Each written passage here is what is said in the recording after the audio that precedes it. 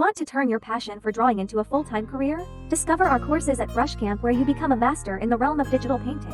Brushcamp offers tons of similar courses in illustration, 2D, 3D design. Level up your creativity with free knowledge and courses. Visit brushcamp.com today and explore endless possibilities. Hello everyone and welcome to Lesson 11. In this lesson, I will share with you some tools related to the interface and some operations related to this tool. It will help you to have full skills. When using this Adobe Illustrator, I will introduce layer. The layers panel that I talked about the other day. In this layer you can see it has layer 1. I click the plus sign here to create a new layer. Layer 2. Layers 3456 or 7. You can absolutely press Ctrl-L to create a new layer. Press Ctrl+L to create a new layer. In each of these layers, it has its own color. I will delete it. Each layer it will have a color, and each of these colors you can completely customize it. You click in the middle of the empty space. Click on it. And click here and what color you want. Click on that color. Next to this eye. This eye is the display. Above this layer 3 I will have a square. I give it pink. On this layer 2. Now we continue to draw and don't want to see this object. We click on the eye to hide it. We draw a circle. We draw a circle. We color it green. Now we keep hiding it, so we draw the last layer a rectangle. Blue rectangle. A blue rectangle. When you hide it, like this, these eyes help us to hide and show layers. And next to these eyes are boxes. And these cells are called key boxes. When we lock this layer, we can't move or interfere with that object anymore.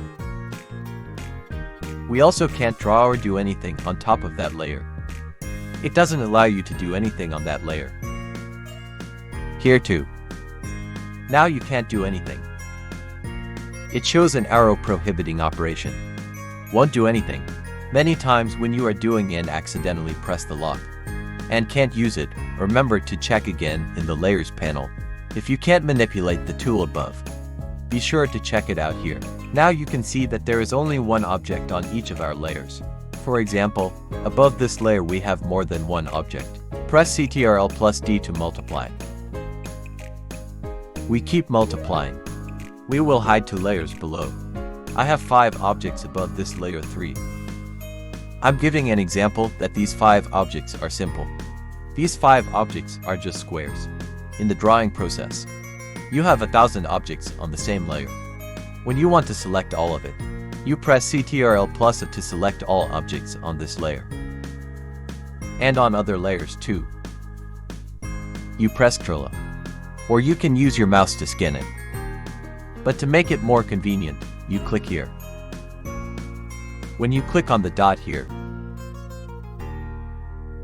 then you are selecting all the objects on that layer. When you want to select a specific object, click on the object you want to select. You choose exactly that object. You choose exactly that object. It's here. That's how you manipulate layers.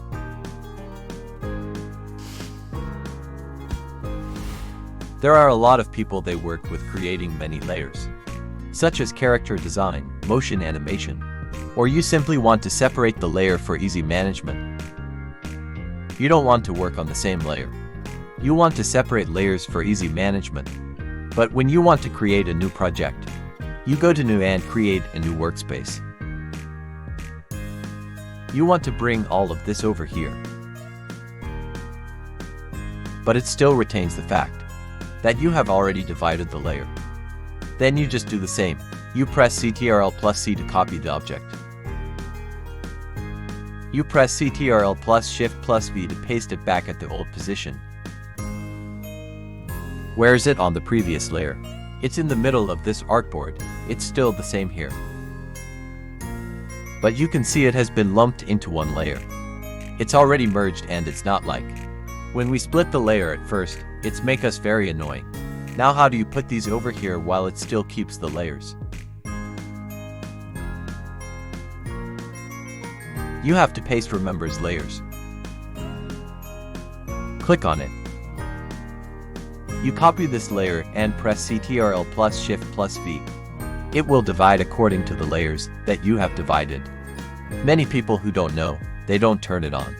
When you paste it, it will be lumped together. That's very annoying. That's it for the layer part. We move on to the new part. I will talk about artboard. Here is artboard. I have an artboard.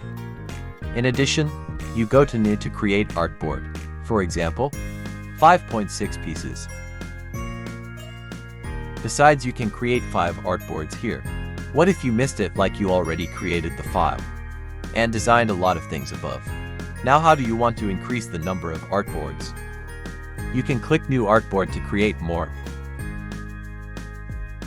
Or you want to create an artboard according to the size you choose. Then you press Shift-O. So that you can enter the mode to create an artboard. You can delete the artboard. Delete artboard. Or you create an artboard by dragging and holding the mouse. Like you draw pictures. Like when you create basic geometry. Drawing artboard. You can completely customize it to your liking. You can hold Shift to adjust it to balance. Click Shift+O. That's how you can manipulate the artboard. Next. For example, you are in a printing project. You all designed the same 10 pages of the book. You want to put a number or a logo in the corner of all the pages. You have to create a logo and paste each page. It's going to be hard work. There's a pretty cool command. For example, you have an image here and you want to paste it on all the pictures. Then you just need to press Ctrl+X, Ctrl+Shift+Alt+V. It will paste on all the other layers in the same place. Because our artboard have changed its position, I will delete these 2 artboards and create them again. I will recreate some other artboards. It's the same size. When I have artboards like that, I'll paste it for you to see. The object here that I want to paste is in the same place as the other artboards. You press Ctrl+X, Ctrl+Shift+Alt+V. It will paste in the same place as all the other artboards. It is quite convenient for you to do repetitive things on the same layer. As I said earlier, the example is to set the page number. For example, if you design books and newspapers, you can set the page number for it, or put logos, items on the same poster. For example, event posters. You want to make 10 posters, but you want to put the logo in the same position for 10 pieces. You can use this tool. After you have briefly understood about artboard, I have to talk about the output. When you have finished designing, you must export the image. So how do you export? You can go to Select Export, click Export. You have to choose where you want to export the image. For example, I choose desktop. We have an export section here. You will give it a name. For example, Project 1. You will choose its type.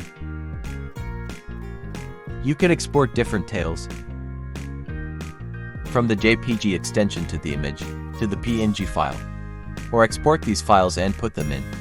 Those are some basic extensions. Some extensions like SVG, TIFF or TGA, TXT, it will have more extensions. But for a newbie, you don't need to care about it.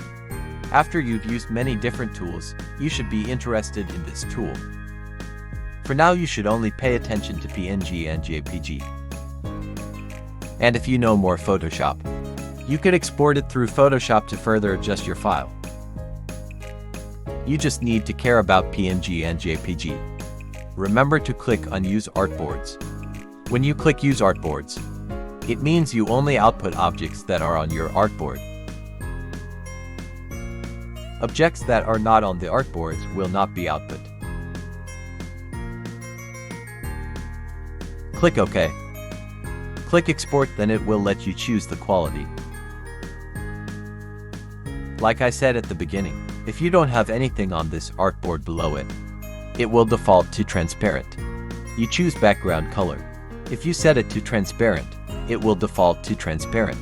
And if you want to choose for it white or black background, then you choose. But normally for ease of work, you should choose transparent. Then it will output a PNG image without a background. And you can easily include it in other designs. For example, posts, or what you need to use your publications and products.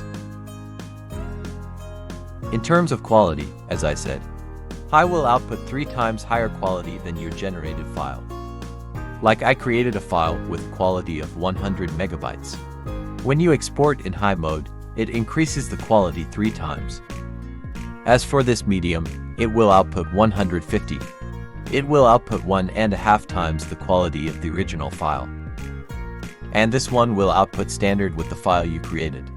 We usually say it's low quality, medium quality, and high quality. In addition, it will have even smaller quality and depending on your design publication that the customer requires. If your file is too big, you can export it at this screen quality. And if you want to export an extremely quality file for wallpaper, print clearly, you should choose a larger file. You just leave it as default. Click OK. Then it will output the image on your desktop. It will have our picture here. An image without a background. Then that's the first way to export. And the second way, when you are working and want to quickly export an object, you don't need to create artboard. Put it on artboard and click on Use Artboard. It will take a lot of time. For example, you are doing and want to quickly export an object. Then you choose that object. Right-click, Export Selection and choose where to save. Choose the save location as desktop. Export. Select folder. You can choose to scale it. It's up to you. We leave 1x as the original and choose the type as PNG or JPG. Select PNG. I named it.